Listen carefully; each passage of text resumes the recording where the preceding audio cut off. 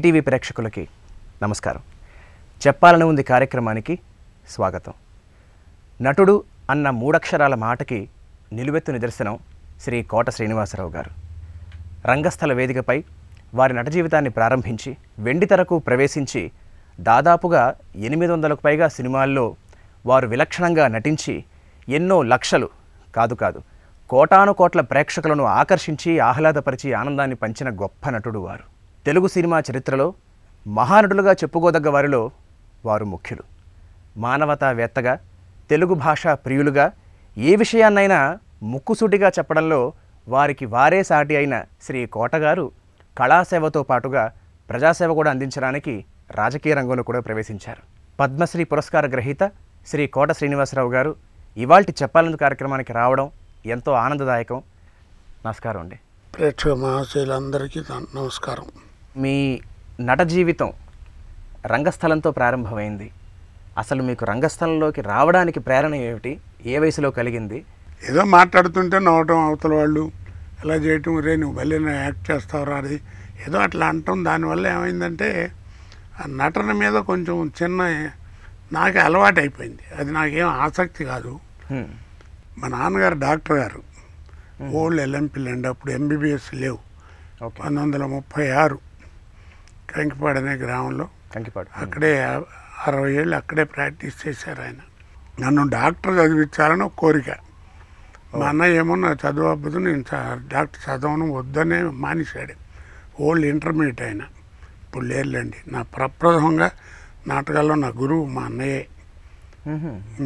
నా తమ్ముడు శంకర్రావు తెలుసు కదా, టీవీలో సినిమాల్లో వస్తుంది, వాడు మంచి నటుడు. వాడికి వాడికి మా అన్నయ్య మొట్టమొదటి గురువు నరసింహారావు అని. అప్పుడు ఊళ్ళో వాళ్ళు కూడా అంటూ ఉండేవారు అనమాట, డాక్టర్ గారు మీ తర్వాత ఇంకెవరు లేరా, మీ అబ్బాయిలు డాక్టర్ ఎవరా, ఇట్లా అంటారు కదా జనరల్గా ఆ రోజుల్లో. అరే నా మాట కదరా, వాళ్ళందరి మాట విన్నావు కదా, చదువుకో చక్కగా డాక్టర్ అవ్వన్నారు. సరే అని ఆ ధ్యాసలో ఉండేవాడిని. నాకు ప్రీ యూనివర్సిటీలో ఫస్ట్ క్లాసు 1% తగ్గింది. అప్పుడు ఏంటంటే టోటల్ చూసుకుంటే ఇంగ్లీషు ఇవి కాకుండా సైన్స్ గ్రూప్ ఉంటుంది కదా, ఫిజిక్స్, కెమిస్ట్రీ, బయాలజికల్ సైన్సెస్ అంటారు, బాటనీ. ఆ మూడింటి టోటల్ కలిపితే ఎక్కువ రావాలి. వాటిల్లో ఎలా ఉన్నాడని చూస్తే నాకు 1% తగ్గింది. అప్పుడు డొనేషన్లు అవి ఏం పెద్ద లేవు. చాలా చోట్ల ట్రై చేస్తే నాకు సీట్ దొరకలే. మా నాన్నగారు ఏమిటంటే ఓల్డ్ పద్ధతులు కదా పెద్దవారు వాళ్ళు. మా తాతగారు కూడా టీచరే, ఎలిమెంటరీ స్కూల్ హెడ్ మాస్టర్ చేసి రిటైర్ అయ్యాట.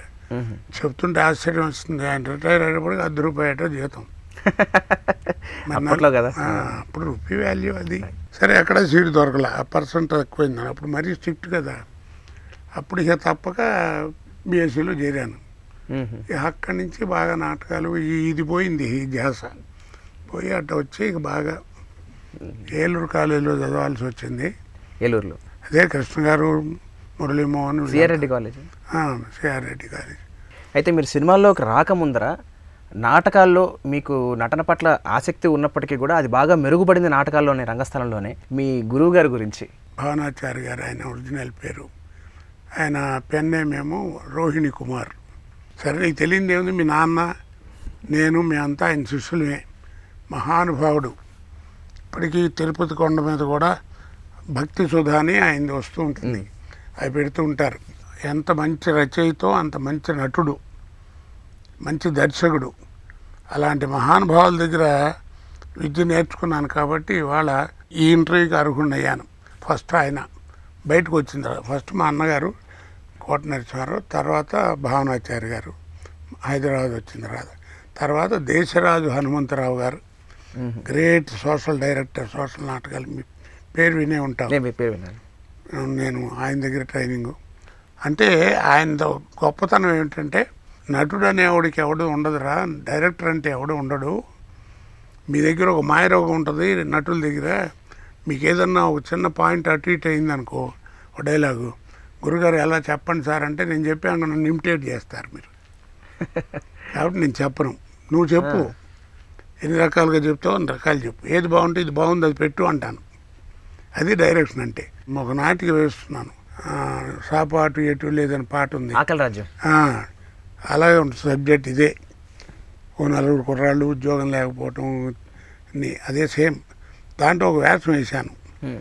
ఈ దేశం ఏమైపోతుందని కోపంగా కొంచెం అరిచి చెప్తాడు. అప్పుడు 4 రోజులు తిండి గిండి ఉండదు ఆడికి. ఆయన డైరెక్షన్ ఎంత గొప్పదంటే నాకు బాగా అలా నేర్చుకున్నాం. చివరికి ఆ డైలాగ్ చెబుతూ ఈ దేశం ఏమైపోతుందని పెద్ద అరుపరిచాను. ఒరే గాడిద వేధవా, 4 రోజుల నుంచి తిండి లేదురా అట్ట అరుస్తారా. అదేంటి సార్ అంటే, మరి అవునరా, 4 రోజుల నుంచి తిండి లేనివాడు, ఉద్యోగం లేదు, ఏం చేయాలి, వాడు ఎలా మారుతాడు, నువ్వు ట్రై చేయి. సో తిండి లేనప్పుడు అంత గొంతు రాదు కదా, గొంతుకు రాదు, లేవదుగా. మరి అది గొప్ప డైరెక్షన్ కదండి. దాని నిదర్శనం ఏంట్రా అంటే, మంచి నటుడు ఎవడే అంటే ఎవరైతే ఆడిటోరియంని తన పెర్ఫార్మెన్స్ వల్ల అరెస్ట్ చేస్తాడో వాడే మంచి యాక్టర్. ఎంత న్యాచురల్ యాక్టర్ అండి అన్నాడు ఎవడో నన్ను. అంటే ఆయన కేకలేసాడు, ఒరే పిచ్చివేత, న్యాచురల్ యాక్టింగ్ అని ఉండదురా, వాడు యాక్ట్ చేస్తే న్యాచురల్గా ఉంటుంది. దాని న్యాచురల్ యాక్టింగ్ అన్నారనమాట. అదే తప్పు పదనరా, వాడు చేస్తే న్యాచురల్గా అనిపిస్తుందండి అని. అలాగే కామెడీ అనిపిస్తుంది. అలాగా ఆ న్యాచురల్గా ఉండాలి. అలా నేర్చుకున్నానండి అలాంటి మహానుభావుల దగ్గర.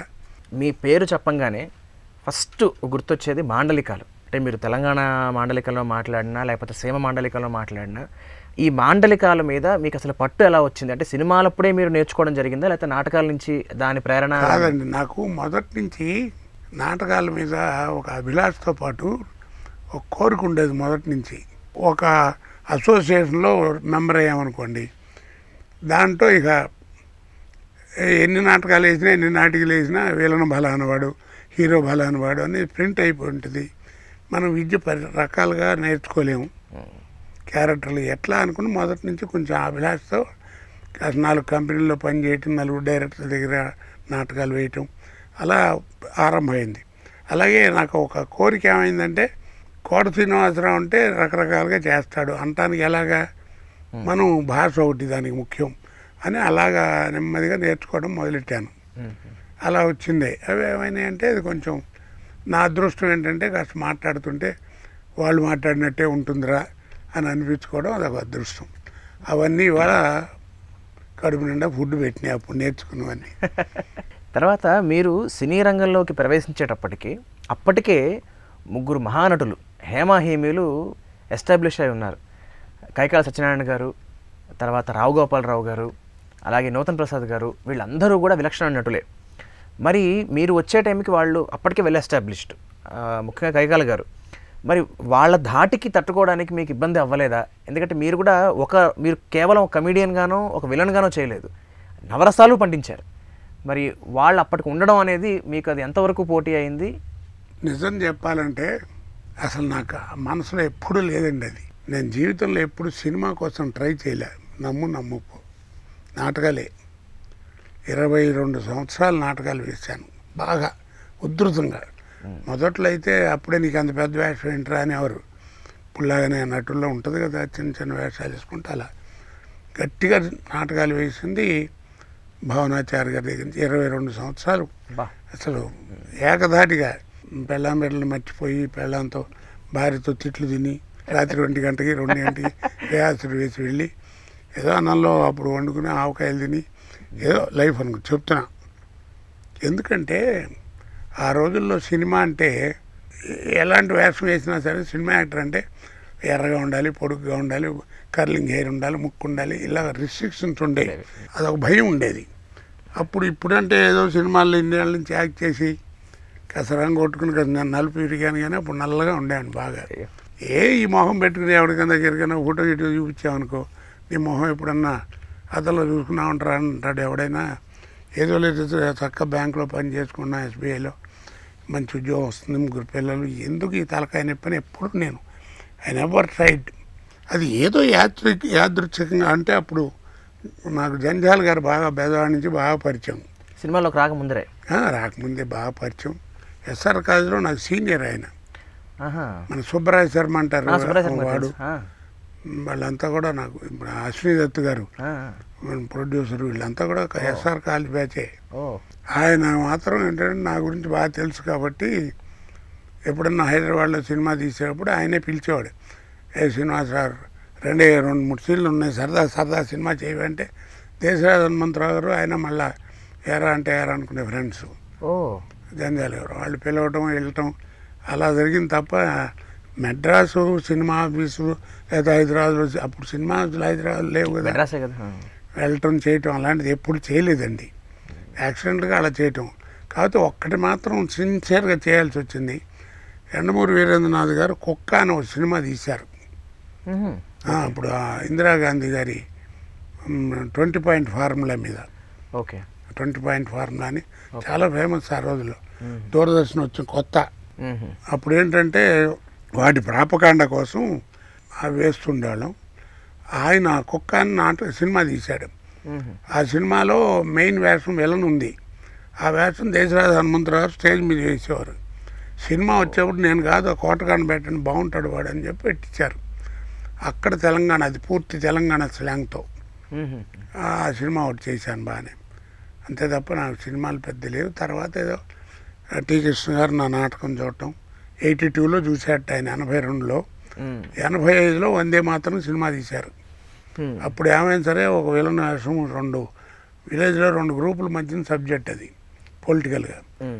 అది ఏమైనా సరే ఎవరన్నా స్టేజ్ ఆర్టిస్ట్ ఉంటే బాగుంటుందని ఆయన గొడవ చేయటం. అప్పుడు నర్రా గారు అప్పుడు యాక్సిడెంట్లుగా ముత్యాల సుబ్బయ్య గారు ఆయన దగ్గర కో డైరెక్టర్ వర్క్ చేసేవారు. ఆయన కావాలని ఏమన్నా జ్ఞాపకం ఉందా, 2-3 ఏళ్ళ క్రితం మనం రవీంద్రభారతిలో నాటకం చూస్తే ఒక కుర్రాన్ని చూసి చాలా బాగున్నాడు, బాగా చేస్తున్నాడయా, సినిమాలకు కూడా బాగుంటాడు, పర్సనాలిటీ అది బాగుందని అన్నారు. అతనైతే ఎలా ఉంటుందండి, భలే ఉంటుందండి, కాకపోతే ఎట్టా పట్టుకోవడం అని ఏదో డిస్కషన్ వచ్చి ఎవరు తెలిసిన వాళ్ళు నాకు తెలియటం, ఆయన నన్ను పిలవడం. సరే అలా. మీకు ప్రాణం ఖరీదు సినిమాలో ప్రవేశం ఎలా జరిగింది అంకిల్? ఫస్ట్ ప్రాణం ఖరీదు సినిమాలో గోపాలరావు వేసిన వేషం, మెయిన్ వేషం నేను వేసేవాడిని స్టేజ్ మీద. ఓ, అది నాటిక. అది ప్రాణం ఖరీదా? ఓకే. సిఎస్ రావు రాశారు ఆ నాటిక. క్రాంతి కుమార్ గారు వాళ్ళు చూసి ఏమైనా సినిమాకు బాగుంటుందని తీసుకున్నారు.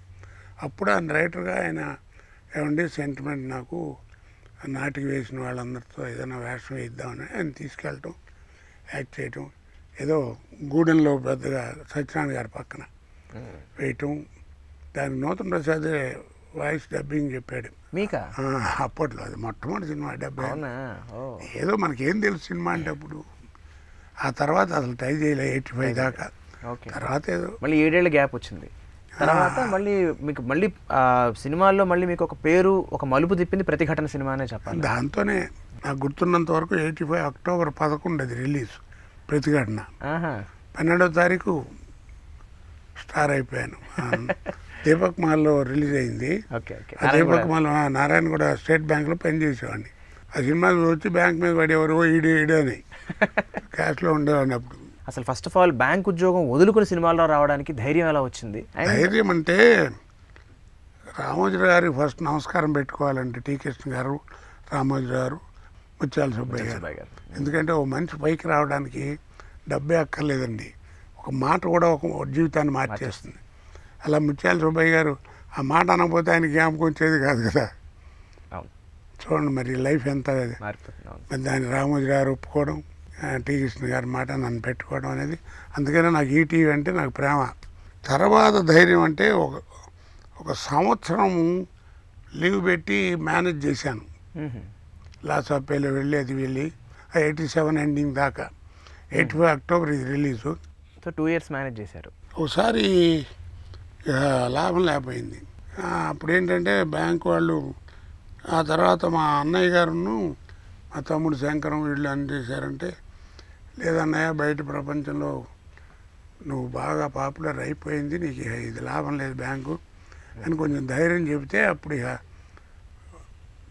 ఓ ఛాన్స్ వస్తే చూద్దామని ఆగా. ఆ టైంలో బ్యాంక్ వాళ్ళు లెటర్ పంపించారు, మళ్ళీ రోజుల లోపల నువ్వు జాయిన్ అయిపోతే it is deemed that you are not interested in this bank అని, వర్క్ ఇన్ ది బ్యాంక్ అని ఏదో లెటర్ పంపించారు. ఆ లెటర్ నాకు అందేటప్పుడు 8 రోజులు అయింది. బెంగళూరులో ఉన్నాయి ఏదో షూటింగ్లో. మా అబ్బాయి నాకు ఇచ్చాడు, నాన్నగారు ఏదో బ్యాంక్ నుంచి వచ్చింది, దాంట్లో అయిపోయింది. ఆ డేట్ హట్ట ఉద్యోగం. నేను రిజైన్ చేయలే, వాళ్ళే తీసేశారు. ఏమండి ఎవడు వచ్చిన సినిమా అప్పుడు, అంటే నేను మీద కాంబినేషన్ చేయలేదు. ఈవీ గారు అప్పటికి మీ శత్రువు సినిమా రిలీజ్ అయిపోయింది. 1993లో కూడా చేతిలో పువ్వు పట్టుకుని ఐ లవ్ యూ అంటే అంటే బాబో అని నచ్చిన చెప్పమని చెప్పారనమాట. మీ బాడీ లాంగ్వేజ్ అది. అయితే నాకు రావట్లా. మీరు ఆ రోజు అనుకోకుండా సెట్లోకి వచ్చారు, అప్పుడు మీరు నాకు నేర్పించారు ఇలా చెప్పాలని చెప్పనమాట. సో అలాంటి మ్యానరిజమ్స్, అలాంటి బాడీ లాంగ్వేజ్లు ఎన్నో ఎన్నో పాపులర్ అయ్యాయి. ఇప్పుడు వాస్తవానికి లెక్కకి అందరం ఉన్నాయి, కానీ మీకు అందులో బాగా నచ్చినది అయితే మీరు బాగా ఎంజాయ్ చేసింది ఏముంది మ్యానరిజమ్స్? అట్లా నాకు ఎంటర్టైన్మెంట్తో కూర్చున్నటువంటి విలన్ అంటే భలే ఇష్టం. ఎందుకంటే నాయకుడు ప్రతినాయకుడు అన్నారు. ప్రతినాయకుడు అంటే కేవలం దెబ్బలు తినడానికి తిట్లు తినడానికే కాదు, చక్కగా ఎంటర్టైన్ అవ్వాలి వాళ్ళు.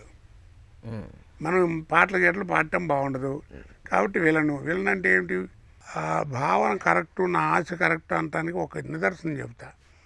1991లో శత్రు సినిమా రిలీజ్ అయింది. 91 జనవరి 2. ఒక రోజు ఫోన్ చేశారు రామ్ గోపాల్ వర్మ గారు పొద్దున్నే. నేను మామూలుగా ఏదైనా సినిమా వేషం కోసం ఆయన గౌరవంగా ఫోన్ చేస్తే ఇలా అనుకుని, కోట గారు నేను 2 సినిమాలండి, మళ్ళీ ఈ క్యారెక్టర్ ఎప్పుడు వస్తుందో తొందర రావాలని యాంగ్షస్గా వెయిట్ చేసింది. ఒకటి షోలే సినిమాలో అంజాద్ ఖాన్ క్యారెక్టర్ ఒకటి, తర్వాత రాత్రి శత్రువు చూశానండి, మీ వేషం మళ్ళీ ఎప్పుడు వస్తుందని యాంగ్షస్గా చూశాను, భలే చేశారు గమ్మత్తుగా, చాలా బాగుంది, కంగ్రాచులేషన్స్ అన్నారు. అప్పుడు అనిపించింది నాకు, ఓహో బాగా పడుతున్నాయి జనంలో అనుకుని.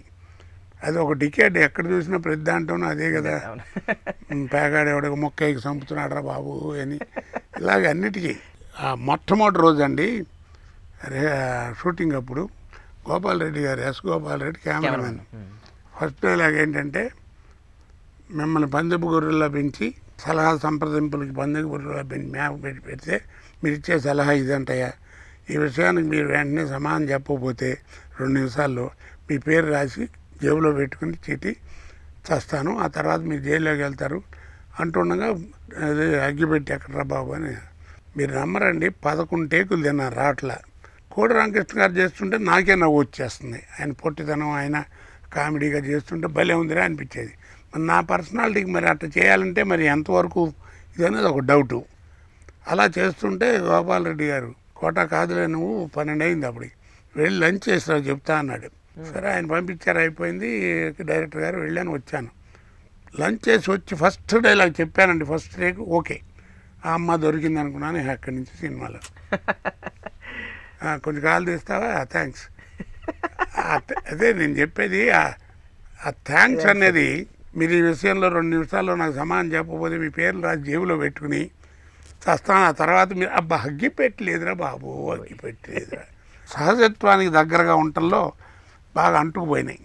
అలాగే నేను కొన్ని మనం రెగ్యులర్గా చూడండి, మనం వాడుకునే భాషలో ఉండేటువంటి డైలాగులు ఉంటాయి, నా మేనరిజం ప్రత్యేకంగా ఉండవు. అలాగే ప్లీజ్ అని ఒక డైలాగ్ సినిమాలో ఉంది. అది ఏంటంటే, ప్రతినాయకుడు, నేనేమో వేషం నాది పార్టీ అధ్యక్షుడు, అక్కడ సిచ్యువేషన్లో అది నిజంగా థియేటర్లో 2 నిమిషాలు నవ్వారండి. ఏం లేదు, ఏమయ్యా నేను చూస్తున్నాను ఆడపిల్లని, అమ్మాయి నీ ఎప్పుడు ఏది మాట్లాడినా నువ్వు వెనకేసుకొస్తున్నావు, ఏంటి సంగతి, నీకు అమ్మాయికి ఏమన్నా ప్లీజ్ అని. ఆ ప్లీజ్ అనేది టక్కున అంటల్లో మధురాజు గారు నువ్వు అంటల్లో గమ్మత్తుగా ఉంటుంది. ఆంటీని కూడా ఆవిడ అనారోగ్య పరిస్థితిలో కూడా మీరు చూసుకునే విధానం గురించి నాన్నగారు చాలాసార్లు చెప్తూ ఉంటారు. అందరికీ తెలిసిన విషయం చాలామందికి. నటుడిగా, కళాకారుడిగా ఎంత స్థాయికైనా వెళ్ళొచ్చు. మన తెలుగు సినిమా చరిత్రలో మహానటుల కోవలో మీరు ఉంటారు. నేనేం గొప్పవాడిని అంటలేదు, కొద్దిగా గొప్ప చెడు ఉంది, కాకపోతే ఉండాల్సిన సభ్యత ఒకటి ఉంది. 46 ఏళ్ళ నుంచి పడుతున్నాయి ఈ బాధ. షీజ్ ఏ సైకాట్రిక్ పేషెంట్, ఏదో మాట్లాడుతుంది, సరే ఎందుకు అవన్నీ చెప్పుకుంటే ఈ చెవిలో వింటాం, ఆ చెవిలో వదిలేయటం. మరి బతుకు అదే కడుపులో పెట్టి దాచుకున్నాను, దానివల్ల నేను గొప్పవాడిని అయ్యానేమో. ఒకవేళ హర్డీలు లేకపోతే నా ఇష్టం వచ్చినట్టు తిరిగేవాడినేమో, ఈ వచ్చిన డబ్బు పాడు చేసుకునేవాడినేమో, ఎవరిని చూసేవాడిని కాదేమో. భగవంతుడు అది కూడా ఒక రకంగా భార్య రూపంతో, ఆ జబ్బు రూపంతో ఇచ్చాడేమో. ఆ తృప్తి లేకపోతే ఎట్టబోతాం. సరే ఏదో బతున్నాం కదా అనుకుంటే, 2వ పిల్లకి తెలుసు కదా పెద్దవాళ్ళు, పెద్ద యాక్సిడెంట్, ఈ కాలు పోవడం చేయటం అదొక గోల. పెళ్ళికి ముందరైనా? పెళ్ళికి ముందరే. యాక్సిడెంట్ అయిన సంవత్సరానికి పెళ్ళయింది. ఏదో లండన్ అవన్నీ తీసుకెళ్ళాను, ఏది చేశాను ఆర్టిఫిషియల్ లెగ్, ఏదో బతికాం కదా సర్దుకున్నాను అనుకుంటే మంచి అల్లుడు దొరికారు, అయిపోయింది, బాగుంది. మధురబాబు గారని స్టేట్ బ్యాంక్ ఆఫ్ ఇండియాలో జనరల్ మేనేజర్ చేశారు ఆయన. నా అదృష్టం ఏంటంటే ఆయన దగ్గర నేను గుమాస్తాగా పనిచేశాను. వాళ్ళ అబ్బాయి నాలుడు సుబ్రహ్మణ్యం అని ఎవరో కూడా కాదు, ఇప్పుడు ఆ cancer specialist world famous Dattatreya గారు లేరు, అవును. నోరు దత్తాత్రేయ గారు, వాళ్ళ సొంత అన్నగారు అబ్బాయి నా అల్లుడు. చెప్తాను దానికి ఏదో మ్యారేజ్ అయింది కదా, ఏదో బాగానే ఉందిలే సుఖంగా ఉన్నారనుకుంటే వాడు పోయాడు కొడుకు. మరి నేను అనుకునేది ఒకటే, ఆశ్చర్యం ఉంటే అదే ప్రాంతం. ఇన్ని ఇబ్బందుల్లో ఉండి ఇది ఎవరికి బయట చెప్పకుండా కొన్ని కోట్ల మందిని నవ్విస్తూ వచ్చాను. ఆశ్చర్యం ఏంటంటే పేరు ప్రతిష్టలేమో అప్పుడు అంత పైన పెట్టాడు, కష్టాలు అంత కింద పెట్టాడు. ఈ రెండింటిని తట్టుకున్న గుండె ఇచ్చాడు. అది కదండి దేవుడు అంటే ఆశ్చర్యం. ఇంకోటైతే తాగి తందాలని రోడ్డు మీద ఎక్కడ పడిపోవాల్సిన వాడిని, చెడిపోవాల్సిన వాడిని. మరి ఇంకా ఇట్లా బతుకున్నానంటే, ఈ పొజిషన్లో ఈ మాత్రం ఉన్నానంటే ఎంత అదృష్టం ఉండాలి. మంచి పిల్లల్ని మంచి కోడల్ని ఇవాళ నాకు ఇచ్చాడు భగవంతుడు. ఇదే ప్రాప్తం అంటే ఏమీ లేదు నాయన. ఒక ఆర్టిస్టు మీరు అన్నట్టు ఎంత టాలెంట్ ఉన్నప్పటికీ కూడా అదృష్టం అనేది ఒక్కొక్కసారి దర్శకుల రూపేణ మనకు దొరికే అవకాశాల రూపేణ ఉంటుంది. మీ జీవితంలో చాలా ముఖ్యమైన పాత్ర పోషించిన దర్శకులు నాకు తెలిసి జంధ్యాల గారు ఒకళ్ళు, సరే టీ కృష్ణ గారు, ముత్యాల సుబ్బయ్య గారు, వాళ్ళ ద్వారా మలుపు తిరిగింది. తర్వాత అహనా పెళ్ళంట క్యారెక్టర్ ఒకటి మీ జీవితంలో జంధ్యాల గారిది నాకు మైలురాయి అండి. అది మైలురాయి అంటే కోట శ్రీనివాసరావు అప్పటిదాకా కొన్నేళ్ళు తెలంగాణ వాడిని అనుకున్నారు, బయట అలాగే అనుకున్నారు తెలంగాణ. తర్వాత మామూలుగా సినిమాలు రిలీజ్ మళ్ళీ మామూలుగా అనుకున్నారు. అప్పుడు మండలాధీశుడు ఒక సినిమా చేశా, రామారావు చీఫ్ మినిస్టర్గా ఉండగా ఆయన మీదే. అంటే రామారావు గారిని ఎక్కడ తిట్టడం అలాంటిది ఉండదు. రామారావు వేధవాన్ని తిట్టాడనుకో, వేధవాన్ని రామారావు ఎలా తిడతారు, అలా మేనరిజం ఉండేది ఆయనలాగానే. ఆ మేనరిజం నడక అన్నీ అది కొంచెం ఇబ్బంది పెట్టింది ఒక సంవత్సరం. తన్నులు తిన్నాను అన్నీ అయిపోయినాయి అనుకోండి. ఆ టైంలో అది అయిన తర్వాత వచ్చిన సినిమా అహనా పెళ్ళి. అది ఇప్పటికి కూడా, ఇప్పుడు కాదండి ఎప్పుడు బతికుంటుంది. జంధ్యాల గారి హాస్యం అనేది ఎంత గొప్పదంటే, ఆయన సినిమాల్లో హాస్యం ఈ రోజుకి కూడా ఏ వయసు వాడైనా ఎక్కడైనా ఎప్పుడైనా ఎవరితోనైనా చెప్పుకోవచ్చు. అయితే అలాగే జంధ్యాల గారి లాగా ఈవి సత్యనారాయణ గారు ఒకరు. నన్ను చాలామంది పెద్ద పెద్ద డైరెక్టర్లు నాతో చాలా గొప్ప గొప్ప వేషాలు వేయించారండి. కానీ అందరిలోకి ఈవి సత్యనారాయణ గారు లాగేశాడు నన్ను మొత్తం. బాగా బాగా బాగా బాగా నాలో ఉన్నటువంటి టాలెంట్ అంతా మ్యాక్సిమం తీసుకొచ్చాడు బయటికి. ఆ రుణం ఎట్ట తీర్చుకుంటాను నాకు తెలియదు. ఇంట్లో వెళ్ళాలి, వంటింట్లో వెళ్ళాలి, మా నాన్న పెళ్ళి, దాంట్లో డాన్సులు, పాటలు, మారు వేషాలు ఎన్ని. జంబలకిడి పంబ, హలో బ్రదరు, ఏమండి ఆవిడ వచ్చింది, ఆమె ఉమ్మేశారు నన్ను కొన్నాళ్ళు రోడ్డు మీద వెళ్తుంటే ఆడవాళ్ళు. మామగారి క్యారెక్టర్ చూసి అంటే అంత తిట్టుకున్నారనమాట మిమ్మల్ని చూసి జనం. చూడండి మీరు బయట కూడా ఎవరినైనా ఇప్పుడు నువ్వు వెళ్తుంటే బాలా వచ్చాడే అంటారు, లేకపోతే బలా నాయన వచ్చారండి. నేను వెళ్తుంటే అంటే రే కోటగాడ వచ్చాడరా అంటారు. ఓన్ చేసేసుకున్నారు. ఓన్ అంటే ఇప్పుడు నిజంగా మా అబ్బాయి పోయినప్పుడు నాకు అనిపించింది, ఎంతమంది అండి వాళ్ళ కుటుంబ సభ్యులుగా నన్ను ఫీల్ అయ్యి పాపం కోటకి ఇంత కష్టమా అని అలా ఫ్యామిలీ మెంబర్లా ఫీల్ అవుతారు. నా అదృష్టం అది. 6 ఏళ్ళ కుర్రాడి దగ్గర నుంచి 60 ఏళ్ళ కుర్రాడు ముసలాయిన దాకా నా ఫ్యాన్స్ ఉన్నారు. ఇవన్నీ ఒక స్టైల్ ఆఫ్ సినిమాలు అయితే, వర్మ గారి సినిమాలో మీరు చేసిన పర్ఫార్మెన్స్ ఇంకొక స్టైల్. గాయం ఒకటి, తర్వాత ఇంకా అట్లా ఆయన సినిమా సర్కార్ కూడా. ఆ మాటకు వస్తే హిందీలో సర్కార్ కంటే ముందు సినిమా ఉందండి ప్రతిఘాత్ అని. ప్రతిఘాట్ నా వేషం హిందీలో కూడా ఫస్ట్ టైం వేసాను. వాయిస్ కూడా నాదే. నానా పాటేకరు వాళ్ళందరూ యాక్ట్ చేశారు అప్పుడు. అలాగే మనీ సినిమాలో ఒకటి మీ పర్ఫార్మెన్స్, అదేది same card, names different, 20 years back. అసలు ఆ టైమింగ్, ఆ మోడ్యులేషన్ ఇప్పటికీ మీరు అన్నట్టుగా. అది నాకు తెలిసి తర్వాత అది ముందు పరేష్ రావుల్ గారు చేశారటండి. మళ్ళీ తర్వాత నా మీద షూట్ చేశారు. ఆ పాట, ఆ సీను అన్నీ కూడా పొద్దున 10:30కి వెళ్ళి సాయంకాలం 7:30కి వచ్చేసాను. అంత ఫాస్ట్గా అయిపోయిందా?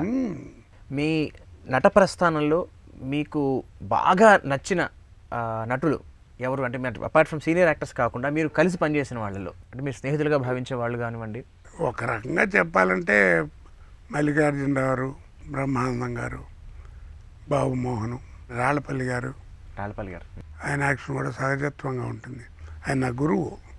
నాకు నాటకాలు డైరెక్ట్ చేశాడు ఆయన. మంచి రైటర్ అండి అతను. అయ్యో తెలుసు. రాళ్ళపల్లి భరణి గారు కూడా గురువు కదా ఆయన.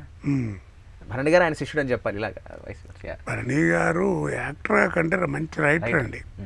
సరే గొల్లపూడి మారుతిరావు లాగా గమ్మత్తుగా కొంచెం స్టేజ్ నడ్డు అనుకోండి భరణి.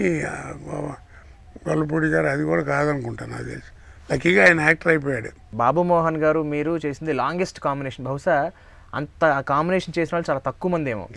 అసలు మీ ఫస్ట్ పిక్చర్ ఏది, మీరిద్దరు కలిసి చేసింది ఏది? మామగారండి. మామగారు. ఓ అదే ఫస్ట్ పిక్చర్. అంతకుముందు బొబ్బిలి రాజాను ఒక సినిమా చేసాం. ఏదో ఒక సీన్ 2 సీన్లు ఉన్నాయి. కాంబినేషన్ కాదు, ఆ సినిమాలో ఉన్నాం, ఇద్దరు ఉన్నారు. Okay okay. అసలు ఫుల్ కాంబినేషన్గా అసలు రావడం అనేది ఫస్ట్ పిక్చరు మామగారు. మీ ముందు తరంలో హాస్యానికి, మీ తరంలో హాస్యానికి, ఇప్పుడు ఇటీవల కాలంలో మీరు చూస్తూ ఉంటారు, చాలా సినిమాలు చూస్తూ ఉంటారు, ఈ హాస్యానికి ఇప్పుడు వాటిలో మీరు బాగా ముఖ్యంగా గమనించిన తేడా ఏమిటి? అంటే రేలంగి గారి టైం దగ్గర స్టార్ట్ చేసుకుంటే తర్వాత మీ తరం, ఇప్పుడు లేటెస్ట్ తరంలో ఉండే హాస్యంలో. ఏం లేదండి, ఇప్పుడు జంధ్యాల గారు అంతవరకు తీసుకుంటే అది హాస్యం, 10 కాలాలు చెప్పుకునేది. ఇది కామెడీ. 2 రోజులు చూస్తాం, 3వ రోజు వదిలేస్తాం. తర్వాత ఏమిటంటే కొంచెం మంచి చెడ్డ అనేది చేసేవాడికి ఉండాలి, తీసేవాడికి ఉండాలి. ఇది నవ్వడానికి బాగానే ఉంటుంది, కానీ ఓ భూతి పదం ఉందనుకోండి, అది మామూలుగా మనం తిట్టుకుని మాట్లాడుకున్నప్పుడు బాగానే ఉంటుంది.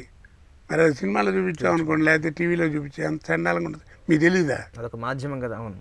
కాబట్టి తెలుగులో సాగుతుంది కదా, నిద్రపోయేవాడిని లేపచ్చు, నిద్ర నటించేవాడిని ఏం చేస్తాం.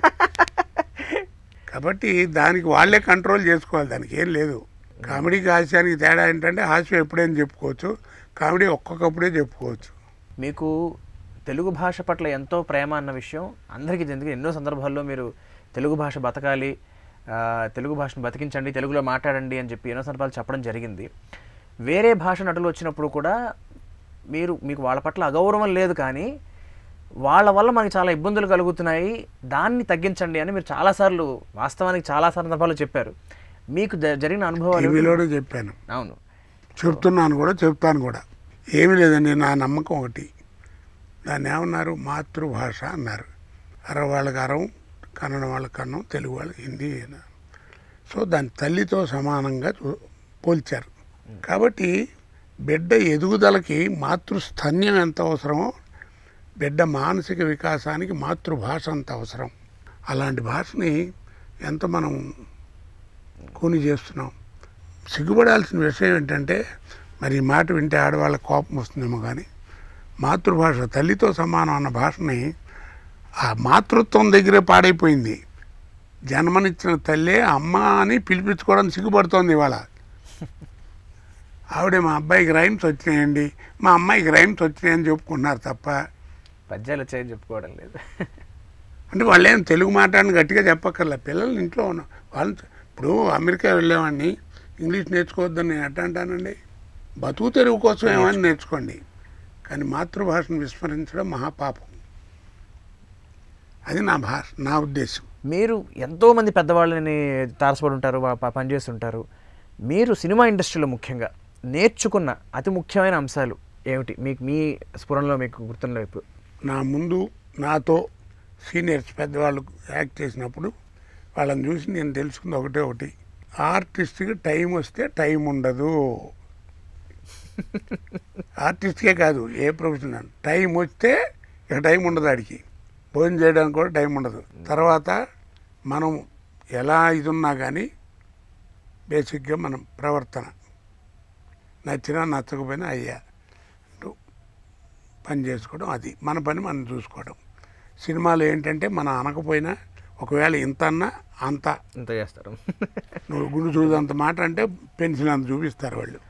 కాబట్టి జాగ్రత్తగా ఉండండి. తర్వాత ఎన్ని వెర్రివేషాలు వేసినా భార్య బిడ్డల్ని మర్చిపోవద్దు, వాళ్ళని చెడగొట్టద్దు. ఇది నేను నేర్చుకుంది. చాలామంది మీకు తెలుసు, చాలా పెద్ద పెద్ద ఆర్టిస్టులు కూడా సరిగ్గా ఫ్యామిలీతో సరిగ్గా ఉండక చేయక పాడైపోయిన వాళ్ళు చాలామంది ఉన్నారు. అది నాకు బాగా నేర్పింది. అది మొన్న ఈ మధ్యన ఎవరో నాతో పాటు బ్యాంకులో పనిచేసిన కుర్రాళ్ళే, వాడు రిటైర్ అయ్యి పెద్దవాడయ్యాడు, వాడికి 71 72. ఎరా ఏమిటంటే బాగానే ఉందిరా, ఏం లేదురా, ఊరికే లైవ్ జీవితం అంటే టెన్షన్గా ఉందన్నాడు. ఆర్థికంగా ఏమన్నా అది అలాంటి లేదు, పెన్షన్ అది వస్తుంది, చక్కగా మా ఆవిడ పెన్షన్ వస్తుంది, పిల్లలు అది బాగానే. మరి ఏమిటో జీవితం అంటే టెన్షన్గా ఉందన్నాడు. మరి జీవితం అంటూ టెన్షన్ ఎందుకురా, జీవితం అంటున్నావు కదా, ఇంకా టెన్షన్ ఏంటన్నా. అదేంటి అదే అంటా అన్నాడు. దాంట్లోనే ఉంది కదా ఆన్సర్ అన్నాను. ఏమిటన్నాడు, ఒకసారి రాయన్నాను. రాశాడు జీవితం అని. 3 అక్షరాలు. చివరికి ఏముందిరా అన్న, 0 ఉందన్నాడు. అదేరా జీవితం పిచ్చివేద. అక్కడే అదే చివరికి ఏం లేదు, శూన్యం. మనలాంటి వేధవలు పోతే 0 అంటారు, పుణ్యాత్ములు పెద్దలు పోతే పూర్ణం అంటారు.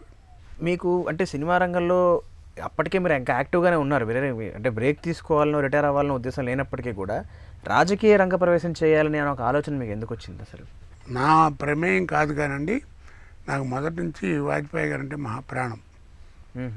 ఎందుకు అది దానికి ఎక్స్ప్లెనేషన్ లేదనుకోండి, రకరకాలుగా అనుకుంటారు. నాకు ఆయన అంటే చాలా ఇష్టం మొదటి నుంచి. కాకపోతే ఒక్కసారి మాత్రం నేను మాగంటి బాబు గారని ఏలూరు, ఆయన తెలుసు, ఆయన బాగా క్లోజ్ నాకు. ఆయన ఎంపీగా మొట్టమొదటి కాంగ్రెస్లో నుంచున్నాడు. ఆయనకి అడ్వర్టైజ్మెంట్కి మాత్రం ప్రాపకాండాకి ఒకసారి వెళ్ళి కాంగ్రెస్ చేసి వచ్చా. అప్పుడు నేను రాజకీయాలు ఏం లేవు ఇంకా. తర్వాత అంతే తప్ప నాకు అప్పుడు ఇప్పుడు ఎప్పుడు ఇంక ముందు కూడా నేను బీజేపీ, అది మంచి అయినా చెడ్డైనా అదేం లేదండి. వాళ్ళు ఏం చేశారంటే మనకి విద్యాసాగర్ రావు ఒకరు, తర్వాత వేణుగోపాల్ గారు ఇంకో ఆయన ఉండేవారు. వీళ్ళంతా ఏంటంటే ఏదైనా ప్రాపకాండకి దాన్ని తీసుకెళ్ళేవారు బీజేపీకి. ఆ జనం రావడం, చేయటం, మాటలు వినటం బాగా అనేవారు. బాగా రియాక్ట్ అవ్వడం చూసి పార్టీకి అవసరం అని నుంచొని ఆ పెద్దవాళ్ళని నుంచోబెట్టారు. సరే, వాళ్ళు నుంచోబెట్టినందుకు ఏదో కష్టపడ్డాం, గెలిచాం. అప్పటికి ఇప్పటికీ కాంగ్రెస్ తప్ప నేను ఒక్కడినే ఒకసారి గెలిచాను, అయిపోయింది. ఇంతవరకు ఇంకెవరు లేరు. తర్వాత కాంగ్రెస్ వాళ్ళు, తెలుగుదేశం వాళ్ళు తప్ప పరభాష వాడు ఎవరు లేడు. బీజేపీ వాడు నేను ఒక్కడనే. ఏదో 2 పేజీలు మన పేరుతో ఉంది ఆ చరిత్ర భేదవాడికి, అది అదే చెప్పానే ప్రాప్తం. కాకపోతే ఏంటంటే ఆ 4.5 ఇంచుమించు సంవత్సరాలు కొంచెం యాక్షన్, కొంచెం సినిమాలకు కొంచెం కష్టపడ్డాను. ఎందుకంటే అది వాళ్ళ తప్పు కాదు, నా తప్పు కాదు. ఏదైనా 10 రోజులు వేషం కావాలంటే పాపం ఆయన చేయగలడం లేడు, బెదవాడాల్సి వస్తాను వాళ్ళు. మనం కూడా చేయగలని అని ఇవ్వట్లేదని మనం అలా అయిపోయిన తర్వాత మళ్ళీ వచ్చాను. మళ్ళీ యాక్టివ్గా మన లైఫ్. ఈ ప్రోగ్రాం పేరు ఏంటండి? చెప్పాలని ఉంది. కాబట్టి నేను చెప్పాల్సింది కూడా నేను చెప్పాలిగా. అయ్యో, దేశంలో ఇప్పుడు ప్రజల పరిస్థితి, రాజకీయాలు ఎలా ఉన్నాయో అటు పక్కన పెడితే అందరూ చూస్తూనే ఉన్నారు, ప్రజలందరూ చూస్తూనే ఉన్నారు, వింటూనే ఉన్నారు. నా రిక్వెస్ట్ ఏమిటంటే నటన. ఇందాక మీరు పరభాష నటులు అన్నారే, నాకు నటుల మీద ఎప్పుడు కోపం ఉండదండి. నటుల మీద మీకు దమ్ముంటే నజీరుద్దీన్ ఖాన్ పట్టరండి, నానా పాటేకర్ని పట్టరండి, అమితాబ్ బచ్చన్ గారిని పట్టరండి. గొప్ప నటులు. వాళ్ళ దగ్గర నేను నౌకరు వేసిన చేతులు కట్టుకుని చేయమన్నా వాళ్ళ కాళ్ళు చూడమని చూస్తా. అంతేగాని అర్హత లేని వాళ్ళని ఊరికే తీసుకొచ్చి వాళ్ళని పోషించి, అంటే మన దగ్గర లేను అనుకుని మనకంటే వాళ్ళకి ఎక్కువ పే చేసి, చాలామంది ఆర్టిస్టులకి, యాక్టర్లకి హైదరాబాద్లో ఇల్లు లేదండి, బయట నుంచి వచ్చి యాక్ట్ చేసిన వాళ్ళకి ఇళ్ళు ఉన్నాయి. కాబట్టి ఆ కర్మ వద్దు అంటాను, అంతే తప్ప విద్వత్తున్నాడని తీసుకురండి. ఇప్పుడు మొన్న మోహన్ లాల్ గారిని ఏదో ఒక సినిమాలో పెట్టారు. ఆ సినిమాకి ఏదో అడ్వర్టైజ్మెంట్ టీవీలో, ఇదే నా భయం. ఆ టీవీలో ఏదో మాట్లాడుతూ మీకు పరభాష నటులు ఇష్టం లేదని ఏదో ప్రశ్న వేశాడు ఆయన. సరే వేశాడు కదా, నాకేం నటుల మీద ఏం లేదండి, ఆయన మహానటుడు, ఆయన విమర్శ ఉంది ఆయనతో, అలాంటి వాళ్ళని తీసుకుంటే అవసరం అయితే పెట్టుకోండి, తప్పేం లేదు అని అన్నానండి. సినిమా పేరు ఎత్తలేదు, ఏం లేదు. మర్నాడు పొద్దున్నే టీవీలోనూ పేపర్లోనూ వాళ్ళ అడ్వర్టైజ్మెంట్, జనతా గ్యారేజ్ మీద కోట శ్రీనివాసరావు గారు సంచలన వార్త అని. చూడండి, అదేం సంచలనమా, ఏమిటది? భాషకు కూడా నీకు లేకపోయినా, నాకైనా లేకపోయినా నీకైనా ఉండాలి కదా, చెప్తున్నా. అందుకని నేను ఇప్పుడు చెప్పేది ఏమిటంటే, ఇప్పుడు మైక్ పట్టుకుని సినిమా ఓపెనింగ్ రోజునే ప్రొడ్యూసర్ గారు 45 కోట్లు అవుతుంది, 50 కోట్లు అవుతుందని చెప్తున్నారు. అంత ఖరీదు పెట్టి అవసరమైతే ఇంకో 2-3 కోట్లైనా నాకే అభ్యంతరం లేదండి అంటారు. మంచిదే, చెప్పడం కాదండి. నేను అనేది ఏంటంటే, ఆ సినిమాని 4-5 భాషల్లో తీస్తున్నారు. ముఖ్యంగా తమిళ్ తీస్తారు, మలయాళం తీస్తారు, కన్నడ తీస్తారు, హిందీ తీస్తారు. హిందీ కంపల్సరీగా కూడా చేస్తారు. సో నేనేమంటానంటే, 4 భాషల్లో మీరు తీస్తున్నారు కాబట్టి, అంత కొన్ని కోట్లు ఖర్చు పెడుతున్నారు కాబట్టి, మీరు ఎప్పుడు ఎవరితో ఏం చేసినా అదే హీరో ఉంటాడు, అదే డైరెక్టర్ ఉంటాడు, అదే లొకేషన్ ఉంటుంది కదా. కాబట్టి ఏ భాషలో తీసినప్పుడు ఆ భాషా నటులను పెట్టుకోండి. తమిళ వర్షన్ తీస్తున్నారు, తమిళ వాళ్ళని పెట్టుకోండి. హిందీ వర్షన్ హిందీ వాళ్ళని పెట్టుకోండి. తెలుగు పెట్టినప్పుడు తెలుగు వాళ్ళని పెట్టుకోండి. వీళ్ళని విస్మరించి 4కి పనికి వస్తాడులే, ఏదో కోట శ్రీనివాసరావు లాంటి వాడు ఏదో 4 భాషలు యాక్ట్ చేశాడు కానీ పెట్టుకుందాం, అట్లా వద్దు. దయదలిచి నా రిక్వెస్ట్, ప్రొడ్యూసర్దో ఈ తప్పు, నిర్మాతదో లేకపోతే డైరెక్టర్దో ప్రొడ్యూసర్దో తెలియదు నాకు, మారండి ప్లీజ్. ఎందుకంటే తెలుగు నటీనటులు భోజనానికి కూడా గడవక ఇబ్బంది పడుతున్నటువంటి వాళ్ళు ఉన్నారు, మీ అందరికీ తెలుసు. నా ఇంటికి రావడం ఈ కరోనా ఈ గోళ్ళలో ఇంటికి రావడం బాగుండదని, సార్ మేము ఫోన్లో అడుగుతున్నాం, నా నెంబర్ ఇది, ఫోన్ నా అకౌంట్ నెంబర్ ఫలానా బ్యాంకులో, మీరు దయచేసి కాస్త క్రెడిట్ చేయండి సార్, భోజనం లేక ఫ్యామిలీ ఇబ్బంది పడుతున్నామని నాకు రిక్వెస్ట్ చేస్తున్న వాళ్ళు కొన్ని వందల మంది ఉన్నారు. ఇది అబద్ధం కాదు. అయ్యో సరే నేను చేసేది ఏదో చేస్తున్నాం, మీ అందరికీ తెలుసు ప్రపంచంలో. ఎందుకు ఆ కర్మ వీళ్ళకి? ఎందుకు మీరు పెడుతున్నారు ఇది? నేను అడిగిన తప్ప? పోనీ ఇదిగో 10 సార్లు ఇచ్చానయా, ఇదిగో సపోజ్ బాలాజీ ఇచ్చున్నాడు, వాడికి 10 సినిమాలు నేను ఛాన్స్ ఇచ్చాను, 10 సినిమాలు వాడు చెడగొట్టాడు, అని ఇంకేం పెట్టుకుంటామంటాను. నువ్వు ఇవ్వలేదే, ఎవరికి ఇవ్వట్లేదే. ఏమిటి ఈ కర్మ తెలుగు వాళ్ళు చేసింది? ఇది ఎవరు తప్పు? దర్శకుడా? ప్రొడ్యూసర్ని అడిగితే మనదే ఉందండి డైరెక్టర్ చెప్పినట్టు, డైరెక్టర్ నాదే ఉందండి హీరో అంటాడు, హీరోని అడిగితే ఎక్కడండి సార్ ఎవరు చెప్పారు అంటారు. మరి ఏమిటో తెలియదు. ప్రతివాడు టీవీలో మాత్రం కాలు మీద కాలు వేసుకుని ఇంటర్వ్యూలు, ఇంకంటే ఇంకా పెద్దగా గడ్డాలు పెట్టుకుని మనిషిని గుర్తువాడి మాట వస్తే దబ్బాలని తెలియదు. ఏమిటి ఈ కర్మ చెప్పండి తెలుగు వాళ్ళకి? నిజంగా చాలా కసితోనే అడుగుతున్నాను. ఎందుకు ఈ కర్మ? టెక్నీషియన్స్ కానీ ఆర్టిస్టులు కానీ ఎంత ఇబ్బంది పడుతున్నారండి. మనకేమిటి ఈ కర్మ? అయితే ఎంత అవుతుంది? ఇంకో కోటి ఎక్కువ అవుతుందేమో మీకు అంతకంటే. ఎందుకంటే వాళ్ళకి 2 భాషలు కూడా నువ్వు యాక్ట్ చేయాలి కాబట్టి 10 రోజులు పడుతుందయ్యాను, ఒకే భాష కాబట్టి 6 రోజులే పడుతుంది. అక్కడ రెమ్యూనరేషన్ తగ్గుతుంది కదా, ఆ తగ్గింది ఆ 4 రోజులకి ఇది మొహాన్ బారై నటుడు అనుకున్న వాళ్ళకి. నువ్వేమో ఎవరిని పడితే, ఇప్పుడు ఆ మా అసోసియేషన్ ఒకటి ఉంది, ఎవరిని పడితే వాళ్ళని చేర్చేశారు, మంచిదే. వాళ్ళనేమో చూస్తే వాళ్ళు ఎంతసేపు ఏదైనా మీటింగ్ పెడితే సార్ కాస్త సంతకం పెట్టరా మీరు, ఆటోగ్రాఫ్లు తీసుకుంటారు కానీ ఎవడి మొహం ఎవడికి తెలియదు. వాళ్ళేమో మాకు పెన్షన్ అంటారు. నేను 1,00,000 రూపాయలు పెట్టి మెంబర్షిప్ తీసుకున్నాను, నా 1,00,000కి సంబంధించింది వడ్డీ తిన్నా కానీ నెలకి 800 నాకు 900 నాకు నా అకౌంట్కి వస్తుంది కదా. నేను అనిపించకుండా నువ్వు అనిపించకుండా వాళ్ళు ఎవడో పెట్టడం ఏంటి? వాళ్ళ పిల్లలు లేరా? వాళ్ళు పోషించుకోలేరా? అలాంటి వాడు ఎందుకు చేరాడు? మరి నేను 1,00,000 కట్టి ఏమిటి నా ప్రాప్తం? నా తిండికి కూడా లేకుండా ఎందుకు ఉండాలి? కాబట్టి అసోసియేషన్ అన్న తర్వాత నువ్వు ఆర్టిస్ట్కి ఏం చేస్తున్నావు, వాడి వృత్తికి ఏం చేస్తున్నావు, వాడికి ఏం సాయం అది చెప్పు. అంతేగాని చెక్కు ఇవ్వకపోతే ఇస్తాయి. అన్ని చెక్కులు అండి మా అసోసియేషన్లో పెట్టిన వాళ్ళు ఎవరున్నారు చెప్పండి? 10 లక్షలు తక్కువ తీసుకుని ఆర్టిస్ట్ ఎవడని పెడుతున్నాడు చూడండి. పోనీ మీరు వాడి సాయం చేసేది ఏం చేస్తుంది? నువ్వు కూడా పర్సంటేజ్ తీసుకుంటున్నావు కదా, మరి ఇంకేం నువ్వు చేసే సాయం? నేను మెంబర్షిప్ కట్టి నేను దాన్ని అనుభవించకుండా బతిమాలుకోవటం ఏంటి? అసలు అవన్నీ పక్కన పెట్టండి. తెలుగు నటుడు చేసినటువంటి తప్పు ఏంటి, పాపం ఏంటి? నాకంటే ఏదో సాగిపోతుంది కాబట్టి భగవంతుడు ఏదో ఇచ్చాడు. ఈ వయసులో కూడా నాకు ఇట్లా చేయి పెట్టాల్సిన కర్మ లేదు, ఏదో అవకాశం ఉంటే అలా సాయం చేసే ఇదే ఇచ్చాడు. ధన్యుణ్ణి, ఎంతో అదృష్టం చేసుకున్నాను. పూర్వజన్మ సుకృతం, నటుడిగా పుట్టడం చేయటం ఓకే. ఏమిటి వీళ్ళ కర్మ చెప్పండి? నటుడిగా పుట్టడం చాలా గొప్ప విశేషం అండి. బయట మన ఇంట్లో మనం పెళ్ళైన వాళ్ళు ఉంటే ఇంటికి వచ్చి అలసిపోతే కాస్త కాళ్ళ సాకు తీసి అంటే తీయమంటే తీసేటువంటి భార్యలు ఎంతమంది ఉన్నారు ఇవాళ రేపు? మరి నువ్వెవడో తెలియదు, ఏం చదువుకున్నావో తెలియదు, ఏమీ లేదు. అడిగెళ్ళి కాస్ట్యూమ్ అనగానే ఆ కాస్ట్యూమ్ ఆడ ఏంటంటే అంటే కాళ్ళెట్టు పెడితే పాపం కాళ్ళకి తోడుతున్నాడు. ఎంత త్యాగీలు చేస్తున్నారు, ఎంత ఎంత యూనిటీ ఉంది దాంట్లో వాళ్ళకి మనకి మధ్యన. అదేం పట్టించుకోరు. ఇక పడే కష్టం ఇదంతా పోయింది. వాళ్ళకి ఏం కర్మ? తిండికి లేక కావాల్సిన కర్మ ఏంటి? కాబట్టి నేను అడిగి అందరికీ దండం పెట్టి నేను ఈటీవీ ద్వారా నేను చెప్పేది ఏంటంటే, నా ప్రార్థన ఏమిటంటే వీళ్ళు చేసిన తప్పు ఏమిటి? ఆర్టిస్ట్ అనేప్పటికీ మిగతా షో ఆఫ్లు ఉండాలి, తప్పదు, తెలిసిపోతుంది. తెలిసేదండి. కావాలని బతకడం కోసం కొంత ఆర్భాటం ఉండాలి. ఆర్టిస్టులకు ముఖ్యంగా కావాల్సి వస్తుంది కదా, అందరు కనిపించే వ్యక్తి. మిగతా వాస్తవాన్ని మిగతా క్రాఫ్ట్ వాళ్ళు తెలియదు కూడా, ఆర్టిస్ట్ తెలిసిపోతారు కదా బయటకి ఎవరు ఏంటనేది. ప్రతివాడు మాట్లాడేది కరెక్ట్గా మాట్లాడతారు, గురువుగారు అంటారు తప్ప మనం పాటిద్దామని ఎవరు అనుకోరు. పోనీ పాటించబోయినా నన్ను కూడా పిలవడం మానిపారేశారు. సరే ఏజ్ వచ్చింది, ఆర్టిస్ట్కి రిటైర్మెంట్ ఏంటండి? ఇప్పుడు చూస్తున్నాను నా వాయిస్ బాగానే ఉంది, జ్ఞాపక శక్తి ఉంది, చెప్పగలను. ఏదో దాని తగ్గ వయసు రావాలి కదా. ఇప్పుడు నాలాంటి వాడికి దిక్కు లేకపోతే ఇంకా మామూలు వాడికి ఏమొస్తుంది చెప్పండి పాపం. అలా మర్చిపోతే వీళ్ళు బతికి అట్టేటప్పుడు యూనియన్ తీసిపారేయండి, ఎవడు బతుకాడు. నాకు ఎవడు చెప్పాడని వచ్చాను నేను సినిమాకి కదండి. కాబట్టి అదృష్టాన్ని మించింది లేదు, ఏదో వస్తుంది.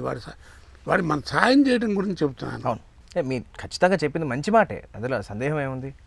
ఇప్పుడు మనం బాగుండాలి, మన వల్ల 10 మంది బాగుండాలి, మన తెలుగు వాళ్ళు బాగుండాలి. ఇప్పుడు ఏమండి ఇన్ని కబుర్లు చెప్తున్నారు, ఇప్పుడు ఈ కరోనాలో మీరేం చేస్తున్నారని నేను ఎవరికి ఏం చేయక్కల. నాతో పాటు నా ఇంట్లో పనిచేసేటువంటి పని వాళ్ళు, నన్ను నమ్ముకుని బతుకుతున్న వాళ్ళు ఉన్నారు. వాళ్ళకి పొద్దున సాయంకాలం నోటి నిండా భోజనం వెళ్ళేట్టుగా వాళ్ళకి ఫుల్ జీతం నేను ఇవ్వగలిగితే చాలు నా జన్మ. అదే చేస్తున్నాను. నా లెవెల్కి నేను 10,000 ఇస్తే చాలదండి నెలకి. కాబట్టి కరోనా వచ్చి కనీసం సంవత్సరం నుంచి ఇబ్బంది పడుతున్నా కదా. మరి సంవత్సరం నుంచి మరి 10,000 చొప్పున ఇచ్చానుకోండి, సంవత్సరానికి 1,20,000 నేను ఇస్తున్నట్టే కదా. మరి దాన్ని నేను ఇన్కమ్ ట్యాక్స్ కడుతూనే ఉన్నానుగా, అన్యాయం చేయట్లేదు కదా. ఎందుకు గొప్పగా చెప్పుకోవాలి? ఎవరికి వాళ్ళు అనుకోండి. నువ్వు పెట్టిన రూల్స్ ప్రకారం షూటింగ్కి వస్తానంటున్నారు, మేము అన్నం తెచ్చుకుంటామంటున్నారు, తెచ్చుకోమంటున్నారు, తెచ్చుకుంటామన్నారు. సినిమా హాల్ ఓపెన్ కాకపోవడం అది వేరండి, ఆ సబ్జెక్ట్ వేరు, అది వ్యాపారం, ఇది బతుకు తెరువు. అవును, పని లేక ఎంతమంది ఇంకా అసలే పని లేక తక్కువ ఉన్నారు. ఈ కరోనా దెబ్బకి ఇంకా అసలు చతికిడిపోయారు చాలామంది. ఇట్లాంటప్పుడు అన్న రియాక్ట్ అవ్వకపోతే ఇంక మనం ఏం చెప్తామండి? అక్కడికి వెళ్ళాను, వాడి సంగతి చూశాను, ఇటు చూశాను. అందరూ చూడాలి, నీ కాదన్ను. సర్వే జన సుఖనోభవంతు, అందరూ బాగుండాలి కాదంట్లా. నీ దగ్గర ఎదురుకుండా నువ్వు చేయగలిగింది ఒకటి ఉంది, చేయకపోతే ఎట్లా అండి? ఏమైపోతారు వీళ్ళంతా చెప్పండి. బీటెక్లు చదువుకుని దీని మీద వ్యామోహంతో సినిమాకి వచ్చిన వాళ్ళు ఇంతమంది ఉన్నారు. వాళ్ళందరూ చెబుతుంటే ఎందుకు వచ్చావయ్యా బీటెక్ చదివిటు? దానివల్ల నువ్వు చేసే రెండు తప్పులు. ఒకటేమిటి, నువ్వు మెరిట్లో ఎంత పాస్ అయినా నువ్వు ఇటు వచ్చేసావు, చదివావు, ఏమిటి సుఖం? నువ్వు చదువుకుని ఇంట్రెస్ట్ లేదు కదా, నీ బదులు ఇంకోటి చదువుకున్నాడు కదా, మరి వాడికి ఆ ఛాన్స్ ఇవ్వలేదు కదా, అదో తప్పు కదా. 2, నువ్వు ఎంత మెరిట్లో నువ్వు చదువుకుని సీట్ వచ్చినా సంవత్సరానికి కనీసం డిగ్రీ, అదే ఇంజనీరింగ్ పూర్తయ్యేవాడికి 12-13 లక్షలన్నా మీ నాన్న ఖర్చు అవుతాయి కదా. అది కనుక ఉంటే మీ చెల్లి పెళ్లి చేసేవాడు కదా, మీ అక్క పెళ్ళిలో చేసేవాడు కదా, లేకపోతే నీ పేరుతో బ్యాంకులో వేసేవాడు కదా. వాడు తిన్నది కాదు, వాడికి పెట్టింది కదా, ఎందుకు చదువు నువ్వు? అది కాదండి, ఇదే కొత్త కదా, ఇది రాయి ఇదేం దమ్ముంటే నీ సినిమాది ఇంట్రెస్ట్ వచ్చింది. ఎవడుంటాడు ఇప్పుడు బీటెక్ పాస్ అయ్యి నువ్వు సినిమాకి వెళ్తుంటే మీ నాన్న దండేసి నాన్న వెళ్ళిరా శుభం అంటాడా? ఎందుకురా నీకు దరిద్రం, చదువు సంజయ్ లేకుండా చదువుకోమంటే ఎందుకు ఆగలేస్తారు? అయినా ధైర్యం చేసి వచ్చేసావు. ఆ ధైర్యం నీకు ఇంటర్మీడియట్లో ఉందనుకోండి, సపోజ్, నాన్న నన్ను చదివించొద్దు, నాకు చదువు ఇంట్రెస్ట్ లేదు, నాకు ఇద్దని వచ్చాయి. అప్పుడు తిట్టేవారు, ఇప్పుడు తిట్టారు. మరి ఇన్నేళ్ళు సర్వీస్లో, మరి ఇన్నేళ్ళు ఉంటే నీకు ఎక్స్పీరియన్స్ వచ్చేది కదా. వాటి సినిమా అనేది తెలిసేది కదా, ఏ క్రాఫ్ట్ ఏ పని చేయాలో కరెక్ట్గా తెలిసేది కదా. ఏమీ తెలియకుండా బీటెక్ అంటే సంకలో తిత్తి పెట్టుకుని ఒకటి మానిటరీ కూడా 2 నోట్ చేసుకోవడం లేదు, రాసుకోవడం లేదు, ఏమి లేదు. అరగండి సార్ మానిటర్లో ఉంది వస్తుంది, ప్రాక్టికల్గా జరిగేవి చెప్తున్నాను నేను.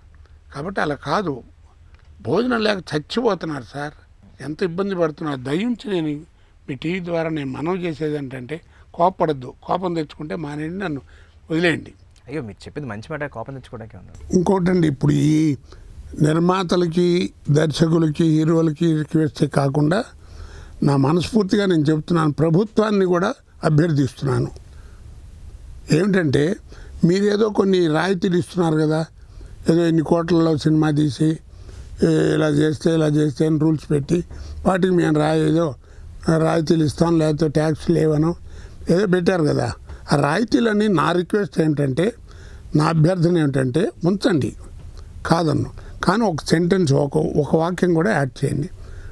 కళాకారులు కానీ, సాంకేతిక నిపుణులు కానీ పూర్తిగా తెలుగులోనే తీసినటువంటి తెలుగు సినిమాలకే ఈ రాయితీలు వర్తిస్తాయి, మిగిలిన వాళ్ళకి వర్తించవు అని పెట్టండి దయించి.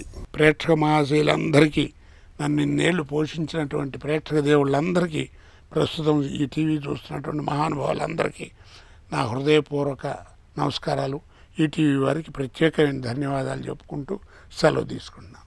ఇవాళ ఈ కార్యక్రమం ఆయన అనుభవాలతో, ఎన్నో జీవిత సత్యాలతో నిండింది. మీరందరూ ఈ కార్యక్రమాన్ని వీక్షించి ఆనందించారని ఆశిస్తూ మరొక్కసారి కార్యక్రమానికి వచ్చినందుకు నా హృదయపూర్వక ధన్యవాదాలు.